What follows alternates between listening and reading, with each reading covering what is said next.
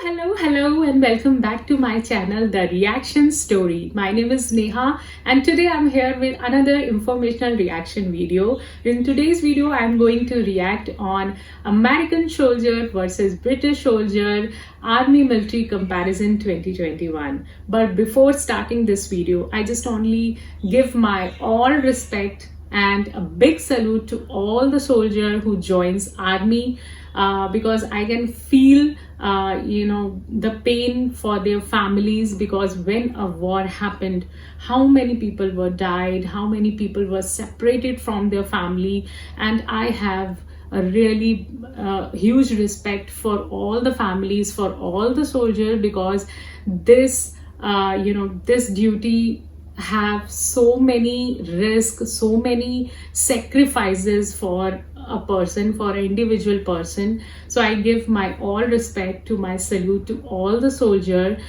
because nothing is important than humanity. No matter a country has so many things, but if they have not humanity, they have nothing.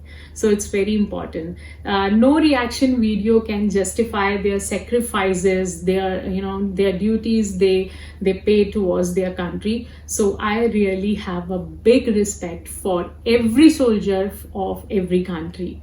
Okay, so I also reacted on Indian versus UK military army comparison video. If you want to see that video, you can go on my channel. I will give all the links in my description box. You can also check it from there.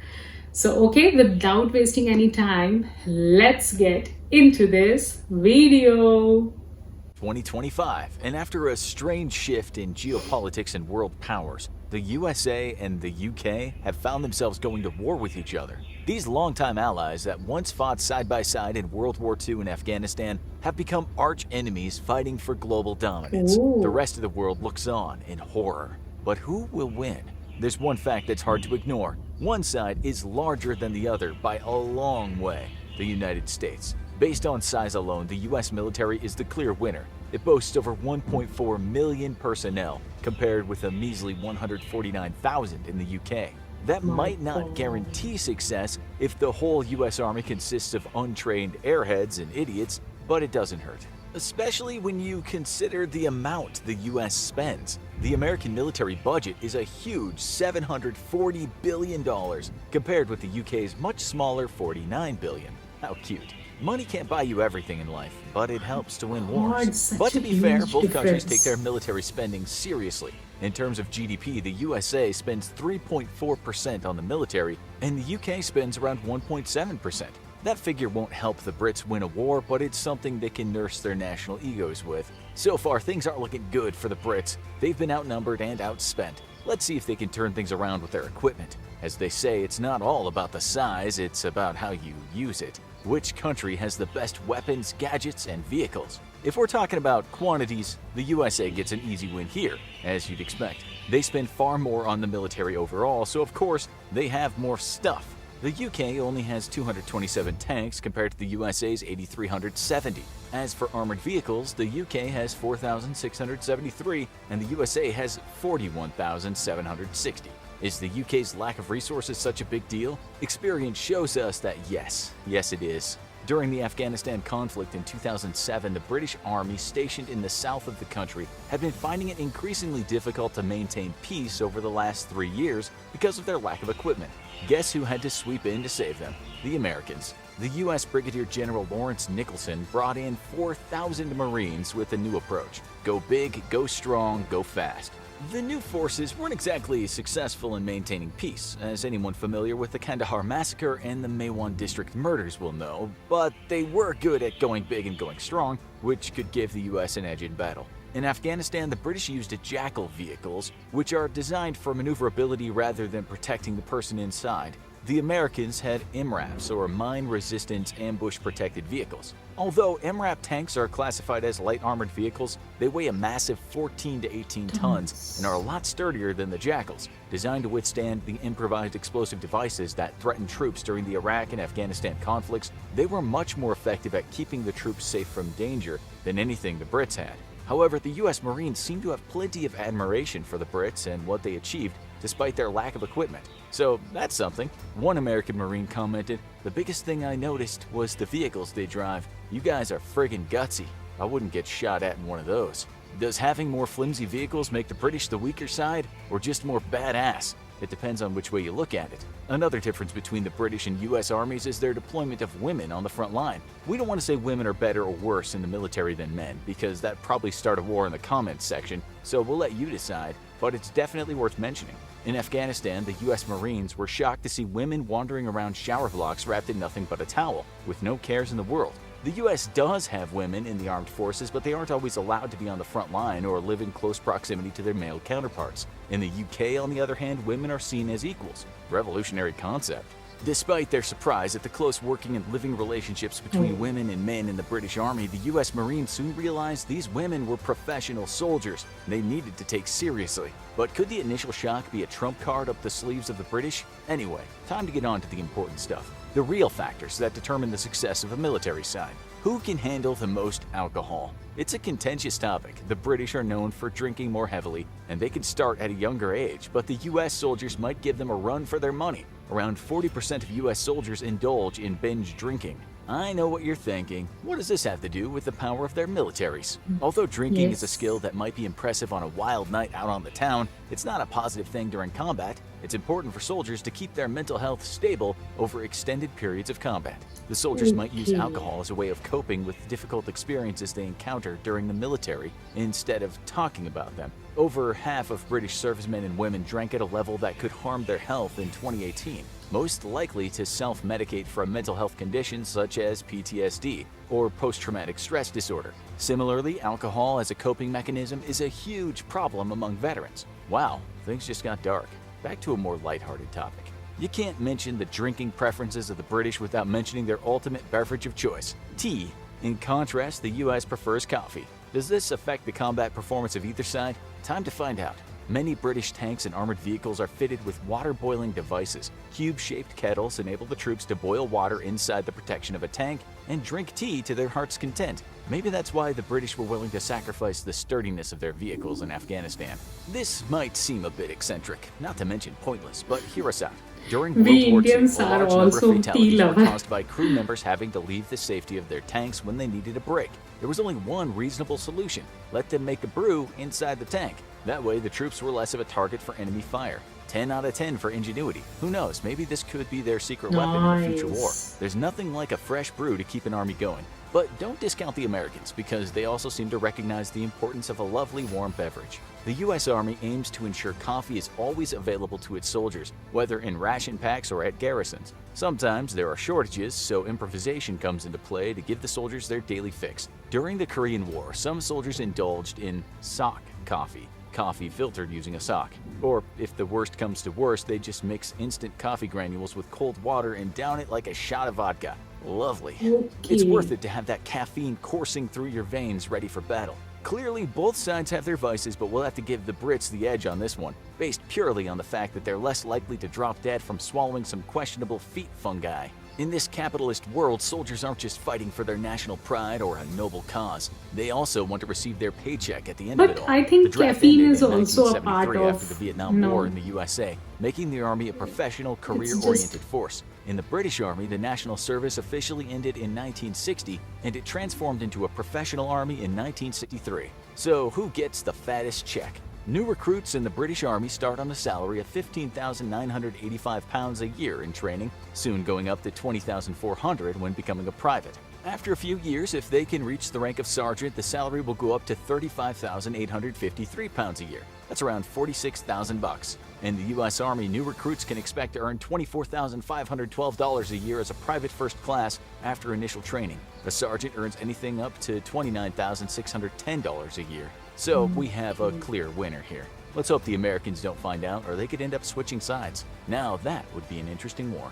With so much money, you'd hope the British soldiers would go through a half-decent training program. Let's find out if that's the case. In the UK, most soldiers complete a 14-week common military syllabus, followed by specialist training for different trades and divisions. US soldiers train for slightly less time. They complete a 10-week basic combat training course, then complete more career-oriented training. Overall, both countries offer a similar style of training based on fitness, discipline, and weaponry. It's hard to say that one country is definitively superior here, but there is one key difference: the age of the recruits. A US soldier must be 17 to join the forces with parental consent, or 18 without the consent. Meanwhile, Brits can join at the age of 16 if they have parental consent, making the UK the only NATO country to recruit young people into its military at age 16. It's a controversial policy, considering these recruits must remain in the army until they're 22, and they can't even vote or drink alcohol until they turn 18.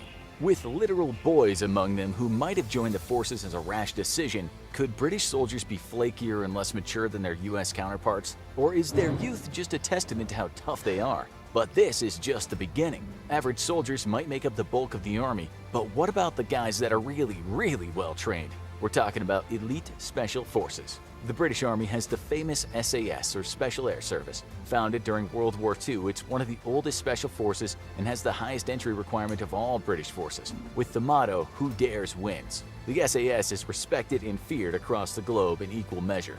It's heavily involved in reconnaissance and counterterrorism, meaning most of their work is below the radar and people like us can't get too nosy about it. However, they do plenty of cool and hardcore stuff, like rescuing hostages. Not to be outdone, the US Army has the highly respected and admired Delta Force, also known as the 1st Special Forces Operation Detachment. Formed in 1977, it's known as one of the most secretive US forces and specializes in counterterrorism and hostage rescue. Sounding familiar yet? Allegedly, the Delta Force was modeled on the British SAS. We want to give the Brits the point here for sheer originality, but it's not exactly good news for them if the Americans know the training secrets and operations of their elite forces. That's a rookie error if there ever was one, especially when there are way more US soldiers and they have better equipment. What about the heads of the armies? The US Army serves the government of the USA, making the President of the US Commander-in-Chief. Meanwhile, the British Army serves Her Majesty the Queen as head of the armed forces, who is also their Commander-in-Chief. Her Majesty the Queen Elizabeth is closely tied to the British military, having been a wife, mother, and even grandmother of individuals serving in the armed forces. During World War II, the Queen, who was then Princess Elizabeth, joined the Auxiliary Territorial Service herself and learned to maintain and drive military vehicles and ambulances. She even achieved the rank of Honorary Junior Commander while doing her part for the war effort. By comparison, the current US president, as of this script's writing, claimed to suffer bone spurs when it was his time to serve his country. Points here for the badass monarch up to her elbow in Greece, fixing combat vehicles and serving her country.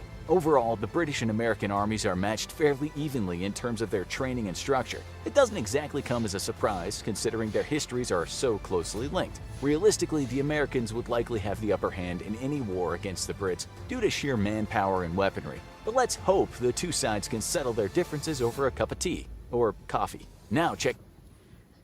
Okay, so I watched this video very carefully, and from my side, it is not completely won by USA, as I believe that UK is also believing in quality over than quantity. It's just not about increasing your army with any kind of person. They actually believe in quality. So from my side, this comparison is not completely won by USA. We all know that, yes, of course, no doubt, USA have more powerful than any other country because they have lots of other things as comparatively to other countries. They have more tanks, a big army, and other luxurious things. But yes, we cannot say that it is also very true that UK believe in quality. So it's my side. This comparison is good for our knowledge, but I'm not saying that this country win this comparison and this country will not. So they both are good in their own circumstances. So I believe that UK have also some specific point in his army. So don't forget this also. But as I always said, that the humanity is more important. To stay together is more important rather than tearing to each other, to bow down each other is not important. Is always important is that stay together. As we all know that when COVID is happening, nothing is in our hand. we can do nothing for each other. We just only pray for each other. So the same thing is going with war, or actually, because when a war is happening, we can't do for their for their people, for their country. We just only pray. So I just believe in peace, humanity, and good works. So it's just all happened with the with the blessings of God. So I always pray for all of them that God bless them all. So I believe that this comparison is good for a very good informational video. Yes, we I get to know very new things about USA and UK, and that's very good for our knowledge. But I cannot say that this comparison is very clear justification for any country, for any country's army, for any soldier. It's not a very clear reaction. Is just not justify any country.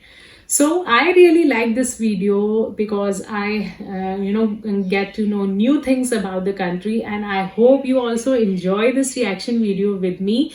And if you want to see such videos on my channel, then give me your views, your thought about this video, and give me your valuable suggestion on the comment section below. I will definitely read all the comments. So till then, be happy, stay cool, goodbye, and don't forget to subscribe this channel. Bye bye.